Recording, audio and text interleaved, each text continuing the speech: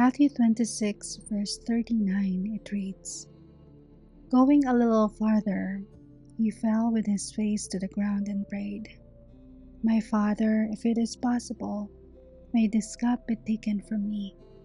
Yet not as I will, but as you will.'" In these verses in Matthew 26, we see the fully human part of Christ and the fully God part collide. Jesus was completely aware of what was just around the corner. He knew what he would have to do, what he would have to face and endure. He had a full awareness of why he had to die. As the writer to the Hebrews outlines in Hebrews 12, verse 12, Jesus could see the joy set before him in the eyes of you and me. And yet, in his humanity, Jesus found this challenging. Obedience is hard. It asks of us, demands of us, and costs us. To walk in obedience takes sacrifice. It is servanthood, trust, and sacrifice all rolled into one. Here we see the greatest example of obedience as Jesus speaks with his Father in the Garden of Gethsemane. In our culture today, obedience is seen as a weakness. We have become so concerned with our own rights and preferences that even the concept of doing what someone else wants seems absurd. And this is even more so when what is being asked of us is not easy. But in Jesus' obedience, we see a strength. Jesus' ability to trust the Father in all things, even the hard parts. Obedience transforms our mindset from "this is what I'm doing" to "this I must do."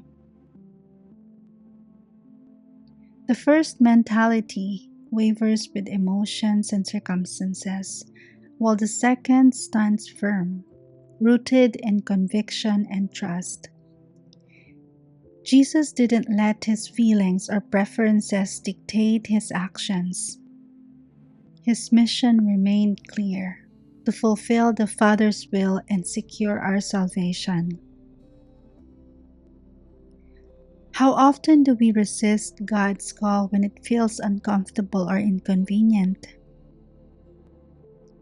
How frequently have we stepped back from obedience when the cost felt too high? Yet what waits on the other side of our obedience? Imagine if Jesus had said no. What if he had chosen to avoid the cross? Our salvation depended on his obedience to the Father's plan. Here's the question: what is waiting on the other side of your obedience?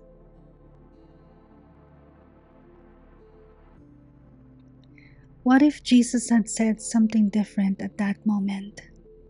Instead of saying, "Not my will, but yours," he said, "Sorry, Dad, I'm not going to the cross." As we approach Easter, reflect on what God asks of us. Ask of you. Where is he calling you to trust him more deeply? What preferences or fears must you lay down to walk in obedience?